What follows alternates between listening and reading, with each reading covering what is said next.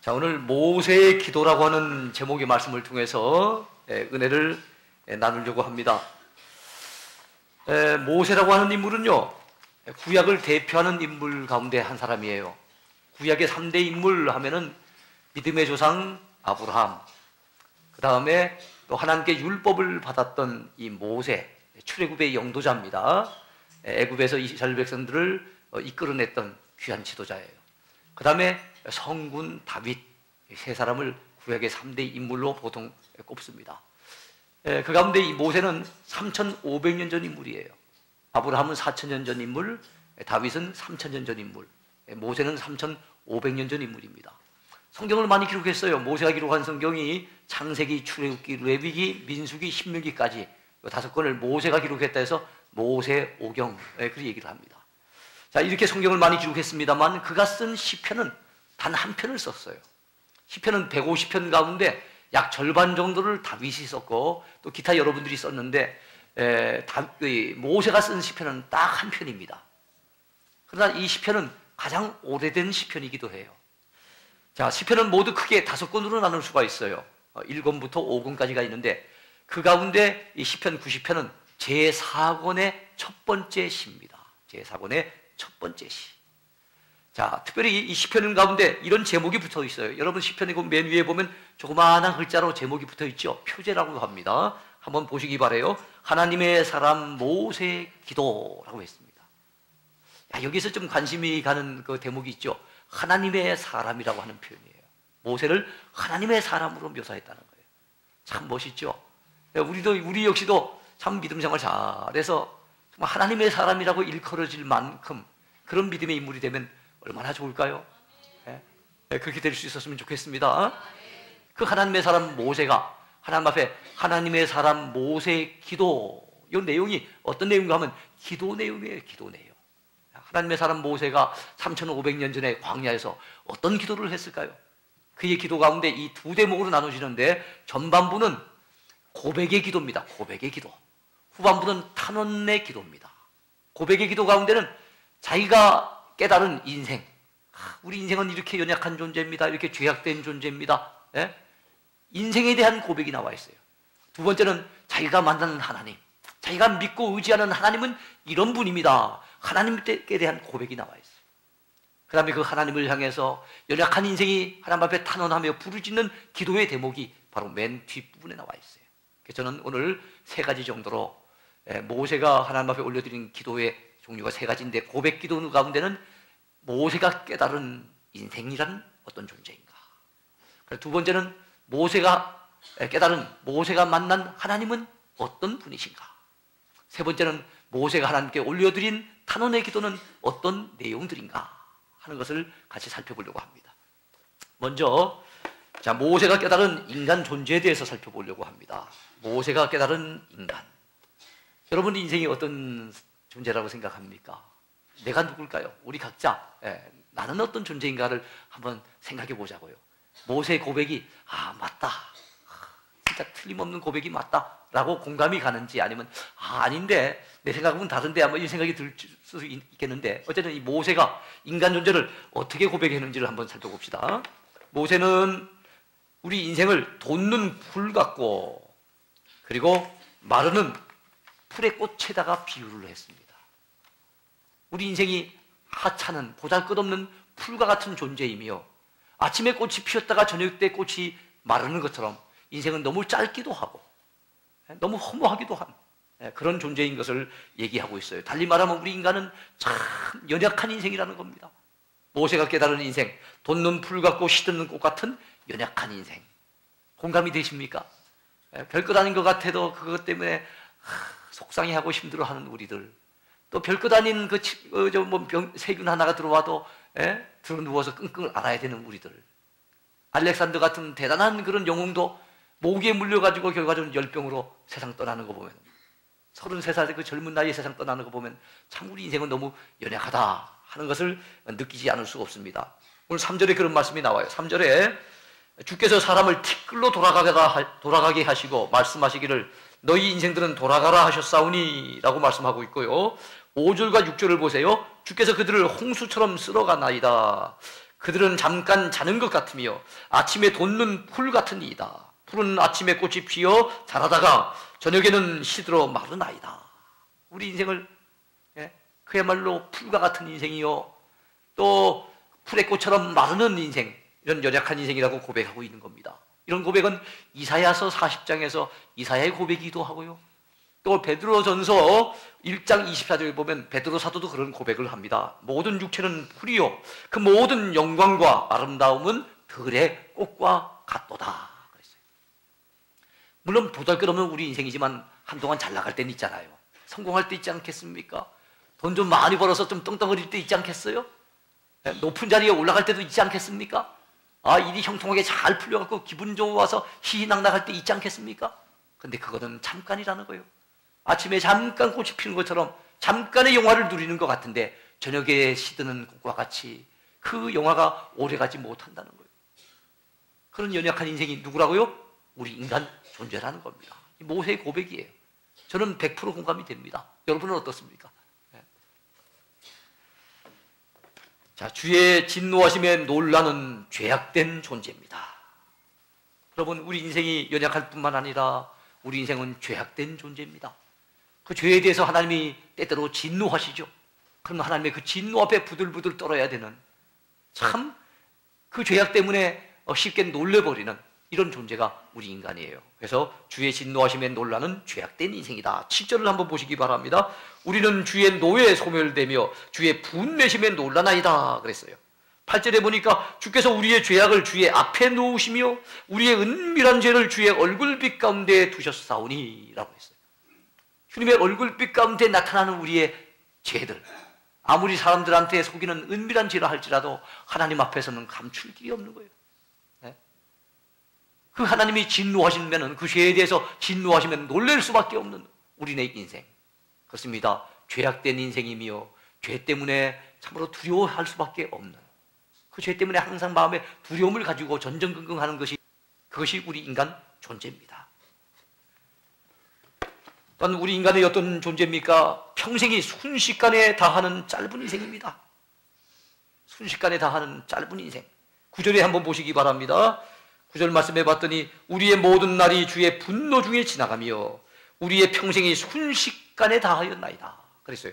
10절에도 비슷한 말씀이 나옵니다. 우리 연수가 70이요 강건하면 80이라도 그 연수의 자랑은 수고와 슬픔뿐이요 신속히 가니 우리가 날아가나이다.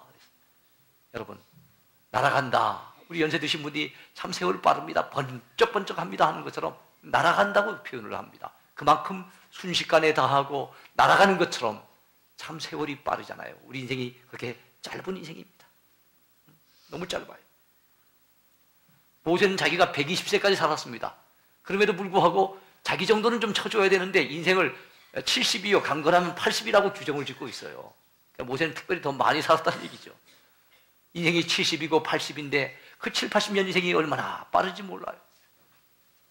근데 여러분, 그런 짧은 인생 살면서 우리가 그래도 나름대로 애써서 노력하면서 잘 살아보려고, 열심히 살아보려고 애쓰지 않습니까? 그런데 그 애쓰는 데 대한 자랑이 겨우 남는다는 것이 수고와 슬픔밖에 없답니다. 만나서 뭐 자랑한다고 하지, 막 자직거하게 얘기를 나누는 거 보면은요, 고생했던 얘기예요.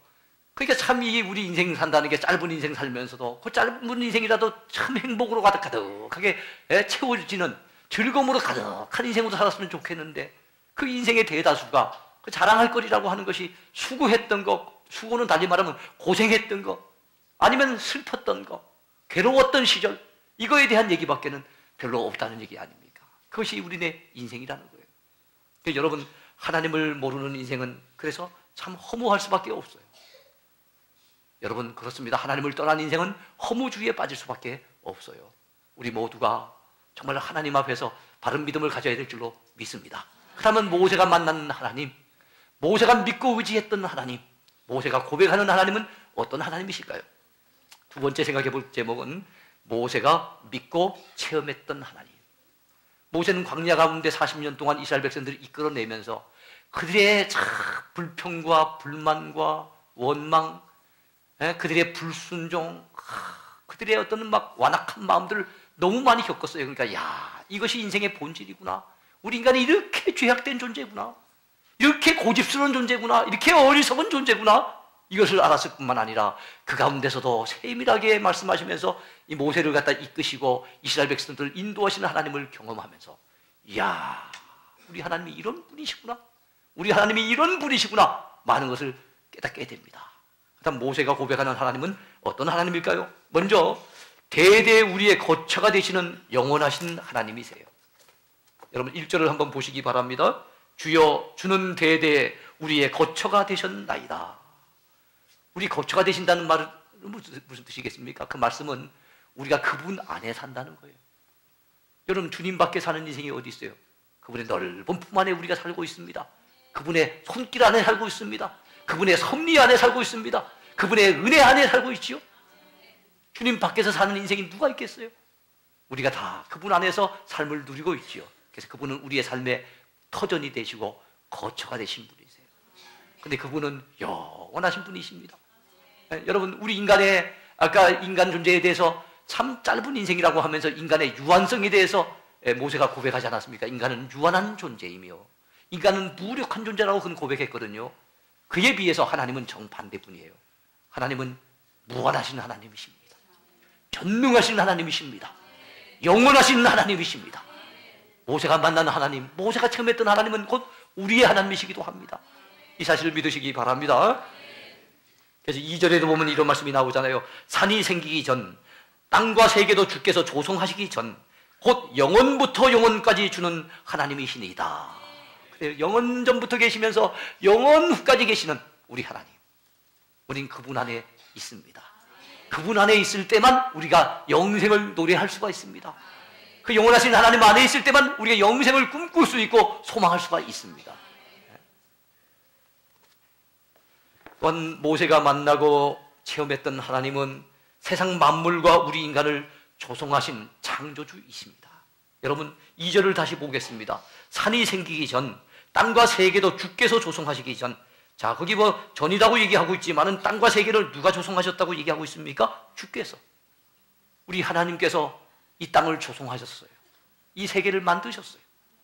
저 높은 하늘, 저 푸른 바다, 이 드넓은 땅, 그 가운데 살고 있는 모든 인생들, 수없이 많은 동식물들, 우리 자신을 포함해서 이 모든 것은 누가 만드셨다고요? 하나님이 만드셨어요.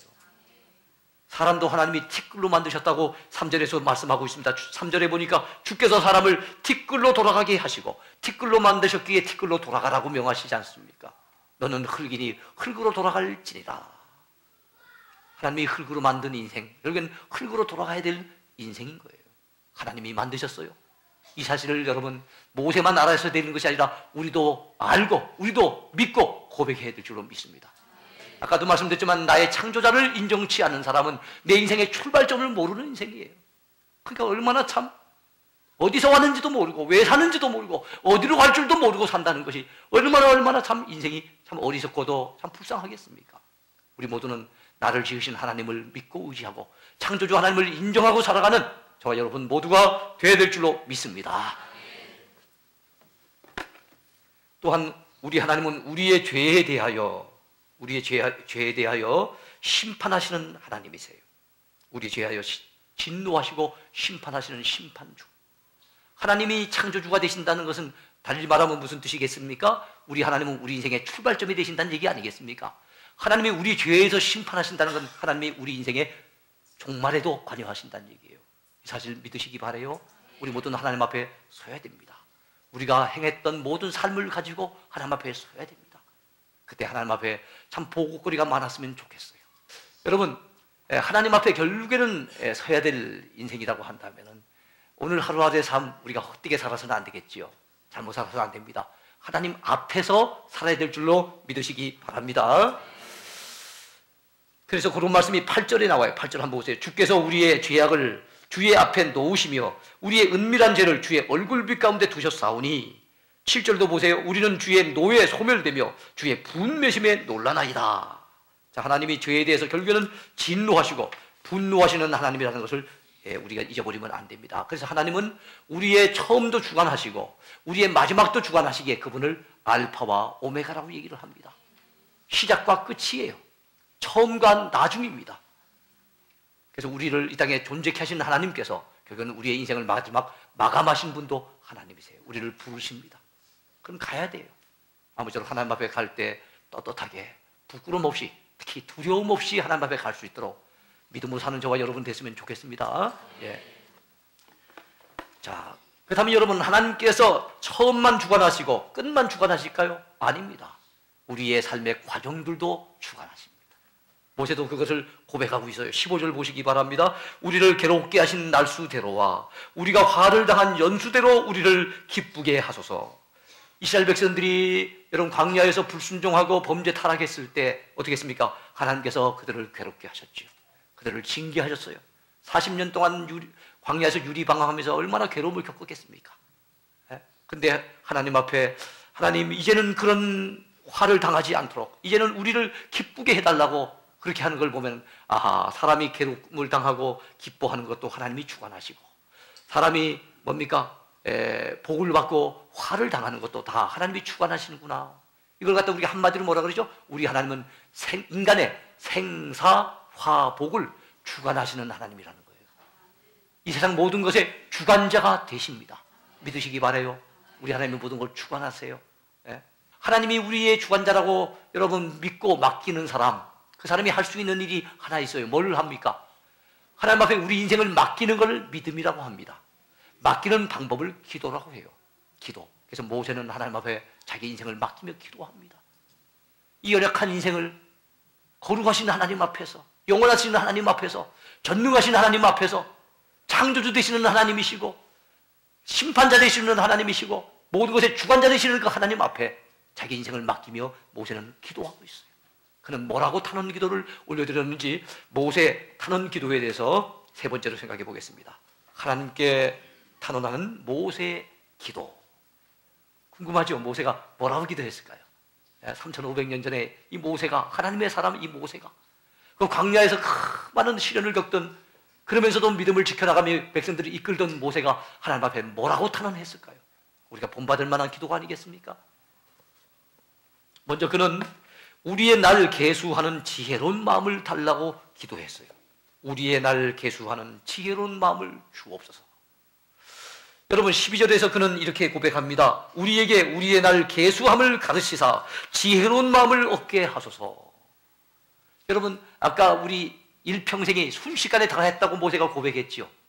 또 우리가 날아간다고 고백하지 않았습니까?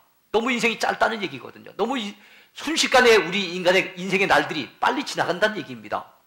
이걸 깨달아 아는 것이 중요합니다. 여러분 우리 인생이 짧다는 걸 깨닫지 못하게 되어진다면 사람이 허랑방탕할 수 있어요. 게으름을 피울 수가 있습니다. 이해하시겠습니까? 헛된 일에 골몰하면서 세월을 낭비할 수가 있어요. 그렇지 않겠어요? 또 교만해질 수도 있습니다. 우리 인생이 짧다고 생각하는 것을 제대로 알아야만, 이 지혜를 가지고 있어야만, 와, 우리 인생이 많이 안 남았구나. 야, 내 날 계산해보니 우리 인생이 70 아니면 강건하면 80이라 했는데 아이고 내가 벌써 이만큼 살았네. 한참 내리막길을 지금 한참 내려오고 있구나. 그렇다면 내 인생 정상적으로 산다 해도 이제는 이거 얼마 안 남았구나. 나중에는 더 늙어지고 더 나이 많아지면 주를 위해 살고 싶어도 힘이 안 따라가서 마음만 빤하지 하지도 못할 텐데 조금이라도 젊었을 때, 조금이라도 건강할 때, 조금이라도 시간 있고 기회 있을 때 지금 해야 되겠구나. 지금 믿음으로 살아야 되겠구나. 지금 하나님을 섬기며 살아야 되겠구나. 여러분 이거 깨닫는 사람 지혜로운 사람인 거예요. 이런 지혜를 달라고 하나님 앞에 간구하고 있는 겁니다. 이런 지혜를 달라고 우리가 하나님 앞에 기도해야 될 줄은 믿습니다. 모세는 그런 기도를 올려드린 거예요. 모세가 그 다음에 올려드렸던 기도는 뭡니까? 돌아오셔서 주의 종들을 불쌍히 여겨주소서라고 기도합니다. 13절에 나와 있어요. 13절에 여호와여 돌아오셔서 주의 종들을 긍휼히 여기소서, 불쌍히 여기소서, 그렇게 말씀하고 있어요. 그렇습니다. 돌아오소서라고 하는데 아마 그 범죄하고 타락한 그 이스라엘 백성들 가운데 하나님께서 너희들 한번 너희들 그렇게 불순종하려면 너희들 멋대로 한번 살아봐라 하고 하나님이 왠지 떠나신 것 같은 느낌이 들어서 아마 그렇게 간구하지 않았겠나 싶어요. 하나님이여 우리 백성들에게도 우리들에게도 돌아오시옵소서. 우리를 불쌍히 여겨 주시옵소서라고 모세가 간구하고 있습니다. 주님이 우리 심령 가운데 돌아오시고 주님이 우리와 함께 하시고 주님이 매 순간 우리와 더불어 동행할 때 그 인생이 행복한 인생입니다. 그 인생이 축복받은 인생이 되는 줄을 믿습니다. 이걸 알았기에 모세는 하나님이여 돌아오소서, 우리에게도 돌아오소서, 그리고 우리를 주의 종들을 불쌍히 여겨주소서라고 간구하고 있습니다.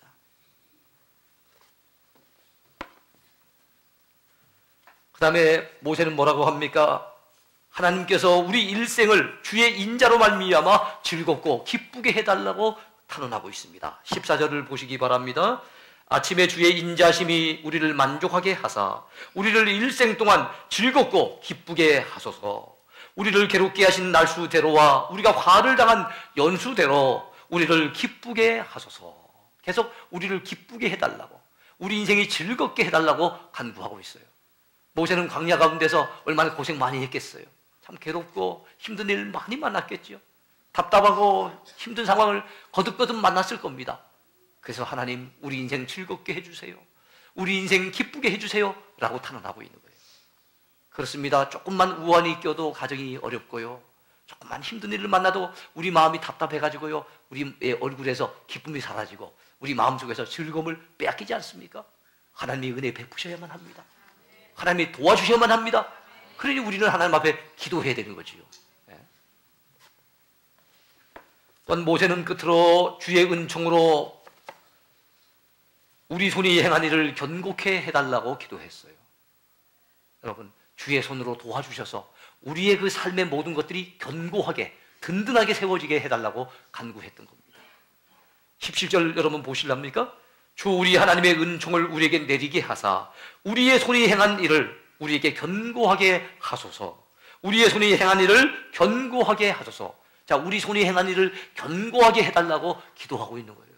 겸손하게 하나님 앞에 무릎 꿇고 정말로 하나님의 도우심을 바라보면서 하나님께서 우리의 삶을 견고하게 해달라고, 흔들림이 없도록 지켜달라고 간구하는 저와 여러분이 되어야 될 줄로 믿습니다. 이제 말씀을 맺겠습니다. 자, 우리도 모세의 기도를 본받읍시다. 모세의 기도를 본받아서 우리 가정과 우리 장래와 우리의 건강과 생명, 우리 자녀들까지, 우리의 생업까지 다 하나님 앞에 맡기고 살아가는 저와 여러분이 됐으면 좋겠습니다. 우리의 돈은 은행에 맡기면 되지 않겠어요? 그 다음에 우리의 아이들은 또 학교에 맡기면 되지 않겠습니까? 또 학원에 맡기면 되겠지요. 그리고 우리의 건강은 천상 그 병원에서 우리 의사 선생님한테 맡겨야 되지 않겠습니까? 그 다음에 우리의 인생은 누구한테 맡깁니까? 우리의 생명은 누구한테 맡깁니까? 하나님밖에는 맡아주실 분이 누가 있겠어요? 그러니까 하나님 앞에 맡기는 방법이 기도인 거예요. 그러므로 우리는 모세처럼, 하나님의 사람 모세처럼 우리가 하나님의 사람이 되어서 하나님만 믿고 하나님만 의지하고 하나님만 바라보는, 하나님의 뜻대로만 사는 하나님의 사람이 되어질 뿐만 아니라 그분에게 우리의 모든 삶을 갖다 내어 맡기고 기도하며 살아가는 저와 여러분이 되어야 될 줄로 믿습니다. 하나님이 도와주실 줄로 믿습니다. 축복해 주실 줄로 믿습니다.